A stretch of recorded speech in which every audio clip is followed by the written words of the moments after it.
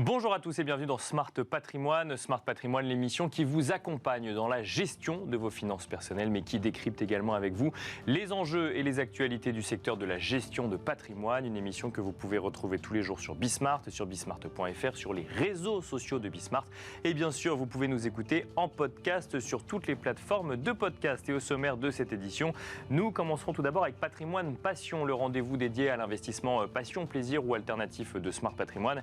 Et en l'occurrence, nous reviendrons ensemble sur l'investissement dans le vin et plus particulièrement sur les primeurs 2023, alors que se tient en ce moment même la saison des vendanges. Nous en parlerons avec Daniel Immacolato, directeur général de Cavissima. Nous enchaînerons ensuite avec Enjeu Patrimoine, un enjeu patrimoine qui s'intéressera à un sujet qui intéresse d'ailleurs beaucoup les propriétaires en ce début de mois de septembre 2023. Les avis de taxes foncières ont déjà été envoyés à un certain nombre de propriétaires et comme prévu, il y a eu un certain nombre de hausses en matière de taxes foncières. Nous en parlerons avec Christophe Demerson, président de l'UNPI, mais aussi avec Maëlle Bernier, directrice de la communication et porte-parole de Meilleur Taux. Et puis enfin, dans la troisième partie de Smart Patrimoine, dans l'œil du CGP, nous ferons un point sur l'investissement sur les marchés financiers avec Guillaume Essette, directeur associé chez Gfineo. On se retrouve tout de suite sur le plateau de Smart Patrimoine.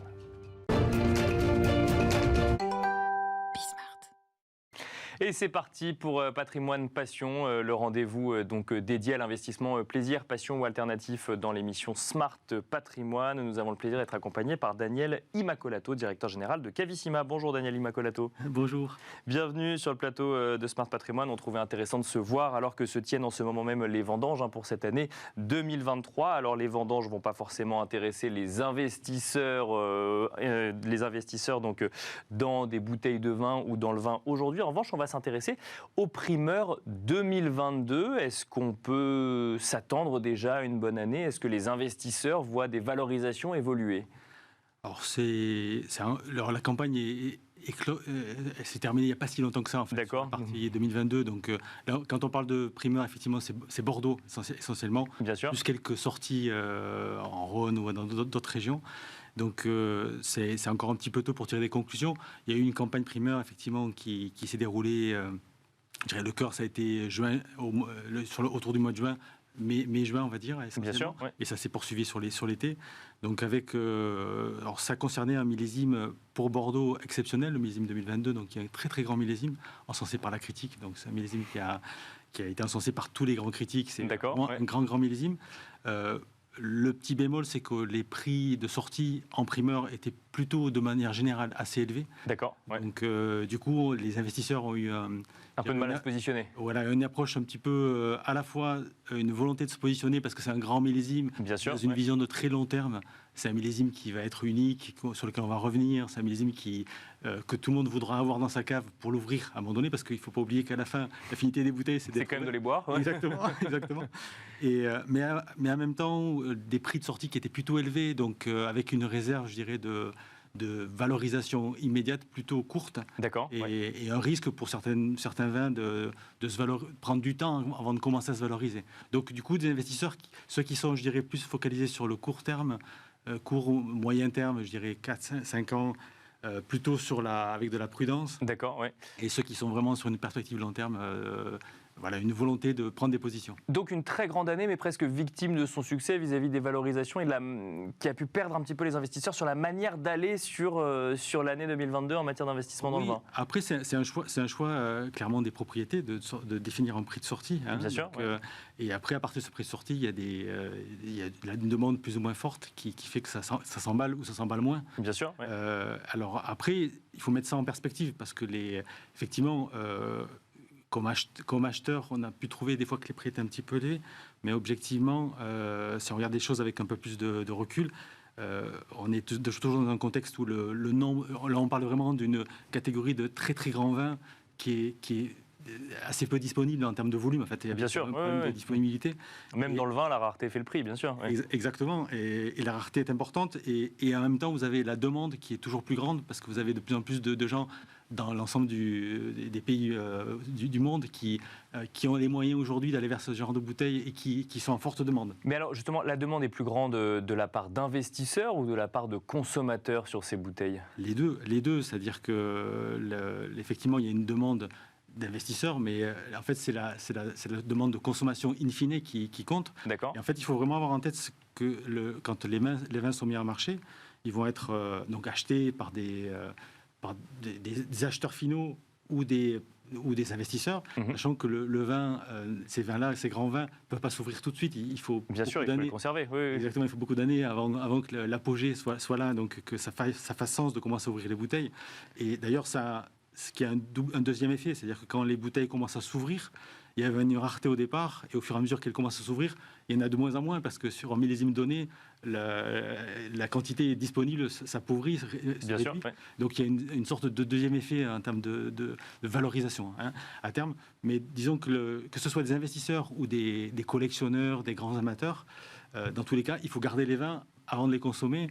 Donc effectivement, alors, soit les vins s'échangent. En fait, souvent, ils ne bougent pas d'endroit. Bien sûr, c'est juste les propriétaires qui changent. Exactement, ils ne bougent pas d'endroit parce que l'important, c'est qu'ils soient conservés dans des conditions optimales. D'accord. Ouais. Et après, à la fin, leur vocation, comme j'ai dit au début, c'est d'être bu, donc d'être ouvert. Et donc, dès qu'on va commencer à s'approcher de l'apogée d'un vin, mais la demande s'accélère parce qu'il y a le plaisir qui reprend le dessus. En matière d'investissement, on est quand même soumis, effectivement, quand je parle des investissements au sens large, au sujet hausse des taux d'intérêt des banques centrales, au sujet inflation également. Est-ce que ces variables-là, ces métriques-là, ont un impact sur l'investissement dans le vin aujourd'hui? Alors, oui et non. C'est-à-dire que oui, forcément, parce que comme tout moyen d'investissement, en fait, il y a forcément des réflexions derrière des investisseurs Bien sûr, qui prennent en compte ce genre de paramètres. Par contre, il faut vraiment avoir en tête que le vin est un actif décorrélé des marchés financiers. Donc, et c'est, je dirais, sa valeur première. C'est-à-dire que c'est vraiment un produit, je dirais, un vecteur d'investissement qui est totalement décorrélé et qui ne subit pas les fluctuations des marchés financiers parce qu'il se passe telle chose ou telle autre. Il faut vraiment avoir en tête que c'est un marché avec une grande capillarité. D'accord. Vous avez des vins qui sont distribués dans le monde entier via des tas de petits importateurs, distributeurs, etc. Donc c'est un marché qui a une valeur pour chaque bouteille. Et en même temps, il y a cet aspect que je vous disais d'attendre avant de pouvoir le consommer, avec cette logique de rareté qui s'accélère vers la fin. Et en même temps, vous avez... et c'est décorrélé. Donc, beaucoup d'investisseurs vont vers ce type d'investissement pour pouvoir se dérisquer, je dirais, pour aller vers quelque chose d'alternatif qui viennent complémenter leurs investissements. C'est pas un investissement, moi je le dis toujours aux investisseurs, il faut pas, ceux qui ont vraiment une volonté d'investir dans le vin, souvent il y a une passion derrière. Enfin, bien sûr, oui. Il faut aimer le vin déjà et peut-être s'y connaître un petit peu quand même avant d'y aller. Exactement. Il y a un côté passionné, même si c'est pas 100% des investisseurs, mais il y a vraiment un côté passionné. Ils apprennent au fur et à mesure des années, soit ils ont une connaissance de départ, soit ils apprennent au fur et à mesure des années. Et je dirais, donc il y a cette notion de passion, et après, il faut que ça reste mineur dans le portefeuille patrimonial. Ouais. 5%, ça paraît une valeur raisonnable. Ça reste un investissement de diversification, c'est ce qu'il faut avoir en tête. Exactement. Dernière question rapidement, Daniel Immacolato. Alors, on a parlé de 2022. À quoi est-ce qu'il faut s'attendre pour 2023, après cette année exceptionnelle de 2022 ? Alors là, on parle juste de Bordeaux parce que les grands vins, effectivement, vous avez la Bourgogne, des grands vins du Rhône, des grands vins de différents territoires dans le monde. Donc, c'est une catégorie assez large. Et pour Bordeaux, c'est un petit peu tôt pour le dire. En fait, d'accord, je dirais en amont, il y a eu quelques épisodes moins sympathiques, ce qu'on appelle du mid-dew, des choses comme ça qui pourraient amener à un millésime potentiellement moins qualitatif.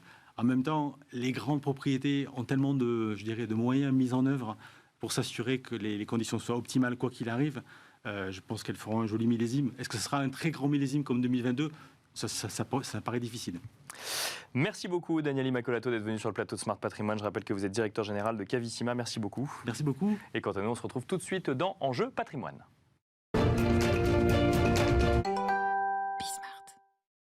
Et c'est parti à présent pour Enjeu Patrimoine. Nous allons revenir ensemble sur la hausse de la taxe foncière constatée par un certain nombre de propriétaires, en tout cas tous ceux qui ont commencé à regarder leur avis de taxe foncière. Pour en parler, nous avons le plaisir d'être accompagnés en plateau par Maëlle Bernier, directrice de la communication et porte-parole de Meilleur Taux. Bonjour Maëlle Bernier. Bonjour. Bienvenue sur le plateau Smart Patrimoine. Nous avons le plaisir d'être accompagnés également en duplex, cette fois-ci par Christophe Demerson, président de l'UNPI. Bonjour Christophe Demerson. Bonjour Nicolas, bonjour Maëlle. Bonjour. Alors la hausse de la taxe foncière, Christophe Demerson, n'est pas une surprise. On en a beaucoup parlé, notamment à Paris. Pour autant, là, chacun voit très précisément à combien va s'élever la hausse en fonction de sa commune. On peut déjà noter qu'il y a une hausse globale, une hausse au niveau national de 7,1% qui correspond à la revalorisation des valeurs locatives cadastrales. C'est la première chose. Et puis après, il y a les politiques des villes qui viennent parfois rajouter des petites, moyennes ou grosses hausses. On verra selon les communes. Qu'en pense l'UNPI, Christophe Demerson? Est-ce qu'on comprend cette hausse de la taxe foncière? On allait dire que c'est la chronique d'une histoire annoncée, Nicolas, puisqu'on savait que ça allait être douloureux, puisque dès la suppression de la taxe d'habitation, on savait que les communes allaient être tentées de rattraper, j'allais dire à l'euro près, puisque le compte n'y était pas, et d'aller se reporter sur les propriétaires. Aujourd'hui, on est au pied du mur. La mauvaise nouvelle est là. Alors, ce que je peux dire, c'est que c'est une mauvaise nouvelle pour les propriétaires occupants, bien sûr. C'est une mauvaise nouvelle pour les propriétaires bailleurs. Et puis aussi, c'est une mauvaise nouvelle pour les investisseurs. Donc, tout ça fait que, écoutez, ce qu'on peut dire, c'est qu'aujourd'hui, les Français ont mal à la tête et que pour la reprise, on allait dire que c'est un très mauvais signal. J'allais dire un mauvais signal de plus pour l'immobilier. Alors effectivement, là, vous analysez cela en disant qu'il y a effectivement un effet de vase communicant avec la taxe d'habitation. On a pu lire ou on a pu entendre dans les justifications de la hausse de la taxe foncière. Alors certains y voyaient effectivement une répercussion de l'inflation en lien avec des éléments extérieurs. D'autres qui justifiaient aussi en disant que les valeurs locatives cadastrales étaient trop basses et qu'il fallait donc amener une revalorisation. Ça n'est pas la façon dont vous vivez cette hausse de la taxe foncière, Christophe Demerson? Absolument pas, absolument pas. Ce qu'on peut dire pour l'inflation, ça c'est prévu par les textes, j'allais dire, puisque c'est l'IPCH, c'est l'indice des prix à la consommation harmonisée, donc ça on le savait, c'est 7,1, mais à côté de ça, ce qu'il faut voir, c'est qu'il y a beaucoup de maires de grandes villes qui conjuguent les taxes et qui les assimilent, et petit à petit, si on regarde, parce que l'immobilier c'est le temps long, et donc moi j'aime bien vous prenez 10 ans, si vous regardez sur 10 ans, avant même tout ce qui se passe aujourd'hui, on voyait déjà une explosion des taxes foncières. Et l'explosion des taxes foncières, pour vous donner un chiffre à peu près, c'est quoi? C'est 3 fois l'inflation. L'augmentation sur 10 ans, c'est 3 fois l'inflation et 3 fois l'augmentation des loyers. Donc vous voyez que le compte n'y est pas. Et aujourd'hui, on va assister, je pense qu'on est en train de se diriger tout droit vers une révolution sociétale majeure. Pourquoi? Déjà pour les propriétaires, parce que ce qu'il faut voir aujourd'hui, c'est que le Français moyen, il est directement impacté. Il est directement impacté, ça veut dire quoi? Ça veut dire que le propriétaire occupant, la veuve, le Français moyen qui a économisé toute sa vie pour rester dans son appartement, puis s'il a le malheur à côté de ça d'avoir une résidence secondaire, il ne peut plus payer. Donc la révolution sociétale est là, puisque c'est des gens, surtout des personnes âgées, des veuves qui vont être obligées de vendre parce qu'elles ne pourront pas avoir une conjugaison des charges. Et puis à côté de ça, ce qu'on voit aussi, par exemple, c'est que ces personnes, pour essayer de s'en sortir, elles se tournent par exemple vers le viager. C'est des choses qu'on ne voyait jamais avant. Donc maintenant, il y a une explosion des viagers. Et puis à côté de ça, pourquoi c'est terrible aussi, et là c'est mauvais, ce que je vous disais dans mon préambule, c'est mauvais pour les propriétaires bailleurs, parce qu'aujourd'hui, ce qu'on voit, c'est que pratiquement sur la moitié du territoire, on est en rendement négatif pour le locatif. Donc ça veut dire quoi? Ça veut dire que les gens ne vont plus investir. Ça veut dire que et en filigrane, ce qu'on voit derrière, c'est que ça va être de plus en plus dur pour se loger, pour les étudiants, pour les gens qui bougent, pour les gens qui ont besoin de mobilité. Donc, je ne sais pas comment que ça va se terminer, mais ce que je sais, c'est qu'on se profile vers quelque chose de grave, parce que vouloir casser des propriétaires, vouloir taxer la propriété toute la journée, ça fait des années qu'on le dit, on en a déjà assez parlé, nous, ensemble sur votre plateau. Et aujourd'hui, j'allais dire, on est un petit peu au bout de l'histoire. Et le rendement négatif, il fait que les investisseurs se détournent petit à petit de ce type d'investissement. Vous savez, aujourd'hui, les personnes... On va laisser Christophe Demerson... Elles vont aller la placer à la banque avec des comptes à terme. Christophe Demerson, on va demander à Maëlle Bernier ce qu'elle en pense également aussi. Alors, ce que note Christophe Demerson, Maëlle Bernier, c'est cette idée que une taxe foncière plus élevée implique moins de rentabilité sur des investissements locatifs et donc viendrait accroître potentiellement un sujet quand même au cœur des préoccupations aujourd'hui, qui est le sujet du manque de logement en France. Clairement, on pressurise le propriétaire régulièrement. Moi, je vais quand même faire juste une petite intro. La taxe d'habitation, c'était une promesse électorale, elle a été supprimée. Aujourd'hui, vous avez donc les mairies qui ont pour contribuables uniquement les entreprises et les propriétaires. Bien sûr. Les locataires qui bénéficient de toute la même chose que dans une ville, tous les infrastructures ne payent plus rien. Donc vous avez des locataires très riches qui ne payent plus de taxes du tout et des petits propriétaires qui se retrouvent à se prendre 400, 500, 600 euros de plus à l'année là pour l'année prochaine. Donc le locataire ne finance plus la ville. Donc c'est un choix électoral qui effectivement, on le savait depuis le début que ça allait se répercuter sur les propriétaires. L'inflation en plus est venue par-dessus ça. Vous avez donc effectivement cette problématique de logement qui est vraie partout, mais de toute façon la politique de logement a été faite, ce qu'on a aujourd'hui, ce blocage qu'on a, on a mis toutes les pierres qu'il fallait pour. Donc on augmente les taxes foncières, donc on dit aux propriétaires, en gros c'est moins rentable. On dit aux propriétaires, en revanche il va falloir tout rénover, parce que sinon votre bien il n'est pas louable. Il faut rénover, donc il faut le financer. On a des jeunes qui pourraient être accédants à la propriété, qui font face à un mur puisque les taux ont monté, et ils ont aussi en face d'eux, on a un marché où les gens ne bougent plus. Bien sûr. Ne quittent pas leurs anciens logements, donc ça ne bouge plus, donc il n'y a pas d'offre. Donc les prix ne baissent pas vraiment non plus. Et à côté de ça, vous avez les étudiants qui, eux, cherchent, qui ont enfin aussi besoin, mais ponctuellement. Et donc tout est bloqué. Et on a mis toutes les pierres les unes après les autres pour bloquer. Et ce signe de la taxe foncière, encore une fois, ça va être, c'est un déclencheur. Il faut quand même se dire que vous avez des veuves. Il parlait des veuves tout à l'heure, mais vous avez des retraités, des retraités, pas les plus aisés, parce que ceux qui ont des résidences secondaires en Bretagne ou à Biarritz, ils vont prendre 500 ou 600 euros de plus par mois, par an dans taxe foncière. Oui. Ça va pas les tuer. Voilà. Mais pour certaines personnes retraitées modestes, c'est très compliqué. Ça devient plus cher d'être propriétaire, c'est ça que je veux dire. De toute façon, ça devient... Alors, on a eu des périodes assez bénies. On avait des taux à 1%, et malgré la taxe foncière, globalement, l'un dans l'autre, vous étiez assez vite, vous rentabilisiez assez vite dans l'achat même d'une résidence principale. Aujourd'hui, acheter un bien, même pour sa résidence principale, c'est faire un effort de financement. Moi, je continue de penser quand même qu'au bout de 20 ans, cet effort est terminé, vous avez un bien, un toit sur la tête, alors que si vous êtes en location, vous êtes dans une situation précaire, puisque le propriétaire peut vouloir récupérer son bien.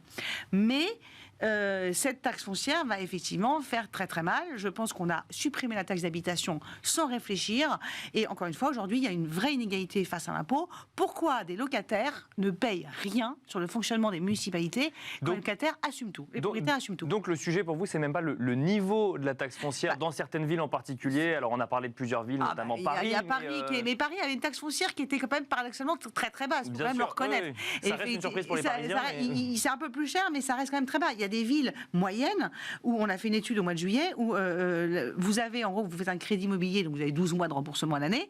La taxe foncière, elle représente un 13e, voire un 14e mois. C'est-à-dire qu'en fait, vous payez comme un crédit sur 14 mois. Donc on voit que c'est extrêmement important. Et évidemment, dans les villes moyennes, les revenus nécessaires pour acheter sont plus faible. Donc c'est beaucoup plus impactant quand vous devez financer 2 000 euros de taxes foncières que quand vous devez en financer 1 500 à Paris, mais vous gagnez de toute façon 10 000 euros pour être propriétaire. Donc voilà, c'est l'impact de cette taxe foncière. Mais c'est vrai que aujourd'hui, on est dans un... Je pense qu'il va falloir quand même se reposer la question de la du financement des municipalités, parce que honnêtement, il y a des maires, tous n'augmentent pas pour le plaisir. Il y a aussi des choses qui font que les infrastructures sont évoluées. On parle des nouvelles mobilités, on refait des trams, et notamment des villes très attractives comme Bordeaux, Toulouse ou autres qui effectivement sont obligées de faire des investissements en matière de transport. Il faut, ça fait. Il faut bien. Encore une fois, pourquoi on a une assiette globale? On a décidé qu'il y avait une partie de la population qui ne payait plus rien, voilà, c'était fini pour eux. C'est peut-être là qu'est le sujet. Donc moi, je suis pas une pro-impôt, mais je trouve juste qu'il y a une espèce vraiment inégalité. Le propriétaire est une... Permettez-moi l'expression, une pompe à fric sur laquelle on tape, et de toute façon, il descendra pas dans la rue. Donc on est peinard, il dira rien, donc on peut y aller. Christophe Demerson, on va finir avec vous. Alors effectivement, rapidement, Pour 2023, c'est acté. Est-ce que les propriétaires peuvent espérer voir la taxe foncière traitée différemment pour les années à venir? Est-ce que l'UNPI a des propositions en ce sens? Alors, vous savez, nous, on a toujours, historiquement, on a demandé, moi, dès l'année dernière. On a perdu Christophe Demerson. On va revenir avec vous en plateau. Christophe revient. Maëlle Bernier, on va revenir avec vous. Est-ce qu'il faut s'attendre à un traitement différent de la taxe foncière sur les années à venir, ou de toute façon, comme vous le disiez, comme le propriétaire ne descend pas dans la rue, je pense que l'année prochaine ce sera pareil. Après, il y aura les élections qui vont arriver, donc on va peut-être réfléchir. Mais je pense que pour les deux avant. Là, on a quand même un peu de temps avant les élections, qu'elles soient d'ailleurs municipales ou présidentielles. Donc, je pense que l'année prochaine, on sera sur le même train. Je ne vois pas pourquoi il y aurait un changement. Alors qu'encore une fois, on a tout fait pour. La disparition de la taxe d'habitation était une évidence que ça entraînerait ça. Et alors, justement, quand on est investisseur immobilier, je parle de l'investisseur, pas de l'achat de la résidence principale, de celui qui a envie peut-être de bénéficier de la hausse des prix dans certaines villes, si tant est qu'elle existe toujours, mais notamment dans des métropoles attractives, je pense à Lyon, Marseille, qui sont Bordeaux. des villes qui commencent un peu quand même à stagner. Où on peut se dire qu'il y a de la demande locative à partir du moment où on a toutes les villes étudiantes, c'est ça. Est-ce que la taxe foncière peut venir remettre en cause un investissement locatif? Je parle encore une fois Alors honnêtement, sur l'investissement locatif, il faut être assez transparent. Je pense que non, parce que quand vous êtes, par exemple, quand vous faites un investissement locatif en nom propre, par exemple, vous enlevez la taxe foncière vous savez, vous avez des revenus locatifs, et puis en face, vous avez des choses qu'on enlève, des revenus locatifs, et la taxe foncière en fait partie. Donc je pense que c'est pas ça qui bloque. En revanche, ce qui bloque, c'est effectivement toutes les normes qu'on ajoute, le fait de se dire oh là là, mais je suis soumis à un truc qui bouge, il faut que je fasse des travaux. Est-ce que c'est vraiment rentable? On rappelle d'ailleurs dans certaines villes comme Paris, quand on fait des travaux de rénovation énergétique, on est exempté de taxe foncière quand même. Alors moi je savais pas, mais voilà, très bien, mais en tout cas, mais oui, mais le problème c'est quels travaux? Parce qu'aujourd'hui vous avez des propriétaires qui se retrouvent en disant oui, votre bien il est en G, ok. Et on fait quoi pour passer en E? Donc, parce qu'en fait, en gros, c'est l'objectif. Donc, et il y a un paquet de biens qui ont été retirés du marché, là, pour certains qui sont en travaux, et pour d'autres, où les propriétaires disent moi, j'attends. Alors, en plus, Paris, il y a un biais. Parce qu'honnêtement, là, si vous avez un peu les moyens et que vous n'êtes pas obligé, vous n'avez pas un crédit tous les mois sur votre investissement locatif, vous retirez votre bien du marché. Certes, vous paierez la taxe sur les logements vacants. Et vous avez les JO qui arrivent. Bien sûr, évidemment. Donc honnêtement, vu les prix, vous allez vous rattraper sur les 2 mois. Hein. Donc pour les étudiants et pour les jeunes couples qui ne peuvent pas acheter, ça fait des biens en moins. Merci beaucoup Maëlle Bernier de nous avoir accompagnés dans Smart Patrimoine. Je rappelle que vous êtes directrice de la communication et porte-parole de Meilleur-Taux. Merci à Christophe Demerson d'avoir été avec nous également en début d'émission, président de l'UNPI. Et quant à nous, on se retrouve tout de suite dans la 3e partie de Smart Patrimoine, l'œil du CGP.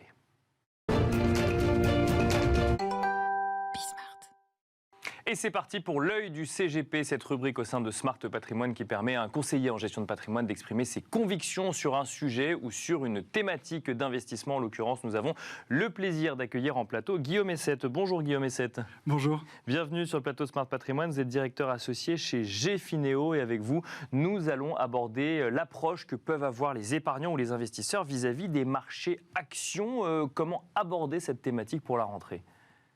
Oui, tout à fait. Alors, quand on parle de marché action, la grande question, c'est est-ce qu'il faut rentrer? Est-ce qu'il ne faut pas rentrer? Bien sûr, oui. Est-ce que c'est trop haut? Est-ce que c'est trop haut? Est-ce que c'est trop bas? Et finalement, pour répondre à cette question, il faut s'en poser 2 autres. La première, c'est quel est mon horizon de temps? D'accord. Combien de temps devant moi sur cette portion de mon patrimoine pour faire fructifier mes capitaux? Selon moi, le vrai investissement en action, il se pratique à long terme. À long terme, ça veut dire concrètement la partie de son patrimoine dont on n'aura pas besoin sur les 8-10 ans à venir. Pourquoi 8-10 ans? Parce que même si beaucoup s'y essayent, en pratique, il est extrêmement périlleux de faire du market timing, de prévoir les cracks. Si par malchance il y a un crack demain, des cracks il y en a eu, il y en aura. Simplement, on n'en connaît pas la date, bien sûr, très facile. Et on sait pas où, sur eh bien, il faut il faut du temps devant soi pour laisser les marchés se normaliser. Et si les marchés actions rapportent sur très longue période 7 à 9% par an, ce qui est attractif. Très longue période, c'est donc les 8-10 ans dont vous parliez tout à l'heure, ou c'est plus long que ça encore? Alors, si on regarde sur un siècle de données, en restant 8-10 ans en bourse, on est en moyenne aux alentours de 7 à 9% de performance. Est-ce qu'il faut comprendre que finalement chercher les points d'entrée n'est pas une stratégie réellement quand on est sur du très long terme? Alors oui, c'est le deuxième point, est-ce que c'est le bon moment pour rentrer ou pour sortir? C'est une question à laquelle il est là encore extrêmement difficile de répondre. On sait qu'attraper les points bas, on le sait qu'à posteriori qu'on a attrapé le point bas, et sortir avant le crack, on ne le saura qu'à posteriori. Bien sûr, si on est sorti au bon moment. Donc finalement, la question à se poser, c'est est-ce que les niveaux de valorisation sont raisonnables? S'ils sont raisonnables et qu'on a du temps devant soi, alors oui, c'est un bon investissement. On entend souvent les questions de nos clients chez Gfineo, mais j'entends dire que les indices sont au plus haut, du coup la bourse est chère, est-ce que c'est le bon moment pour investir? Et en fait, les indices, si on prend les indices américains, le S&P 500, c'est vrai qu'il est en progression, par exemple depuis le début de l'année assez nette, de l'ordre de 18%. Cet indice, il est tiré par quelques valeurs. C'est 7 grandes valeurs technologiques qui font l'essentiel de la performance. Alors, il y a Nvidia qui fait plus de 200% de performance, parce qu'on assiste à un emballement sur le thème du potentiel de l'intelligence artificielle. Et c'est peut-être justifié ou pas, mais en tout cas, ça veut dire que dans les 493 autres valeurs du S&P 500, il y a beaucoup de bonnes affaires à faire. Donc, c'est comme ça qu'il faut l'interpréter. C'est-à-dire que quand on est sur le long terme, on peut se permettre de dire, tiens, effectivement, la performance tient à une dizaine de valeurs. Je vais plutôt aller me positionner sur d'autres convictions en se disant qu'elles ont le temps d'émerger, c'est ça? C'est en allant sur les secteurs qui sont un peu oubliés ou qui sont moins à la mode qu'on fabrique sa performance de très long terme. À court terme, en suivant la mode, en suivant le momentum, en achetant ce qui vient de monter, on fera peut-être des affaires, on fera peut-être des plus-values, mais là on est plus dans la spéculation que vraiment dans l'investissement. Et alors du coup, si on repositionne cette discussion sur ce mois de septembre 2023, cette fin d'année 2023, alors je comprends effectivement qu'il faut avoir 8-10 ans devant soi, mais est-ce que ça veut dire qu'il faut avoir un comportement d'investissement particulier ou au contraire se dire que quel que soit le moment, c'est toujours le moment, entre guillemets, quand on a de l'argent dédié à ça, d'investir sur les marchés financiers? Alors notre approche chez Gfineo, c'est quand les indices montent du fait d'une poignée de valeurs, que ce soit la tech aux US ou le luxe en France, eh bien, de favoriser le stock picking, c'est-à-dire d'aller plutôt rechercher les excellents stock pickers qui ont les track records sur une dizaine d'années pour le démontrer, que d'investir passivement dans les indices ayant tendance à faire la part belle aux valeurs les plus chères. Donc, ça n'est pas le moment des indices, c'est ce qu'il faut comprendre? C'est notre conviction. C'est votre conviction aujourd'hui en matière de marché action. Très rapidement, il nous reste quelques secondes. On entendait souvent avant l'été et encore aujourd'hui cette concurrence des marchés obligataires. Est-ce qu'il faut quand même regarder la complémentarité entre les deux aujourd'hui? Oui, bien sûr, c'en est une. Maintenant que les taux obligataires sont remontés, donc ce n'est peut-être pas fini, mais en tout cas, elle a eu lieu. Bien sûr. Eh bien, les obligations, à nouveau, peuvent jouer leur rôle d'amortisseur quand on veut un portefeuille équilibré avec une proportion d'obligations qui doivent normalement monter en valeur en cas de ralentissement économique. Merci beaucoup Guillaume Essette de nous avoir accompagnés donc dans l'œil du CGP. Je rappelle que vous êtes directeur associé chez Gfineo et quant à nous, on se retrouve très vite sur Bismart.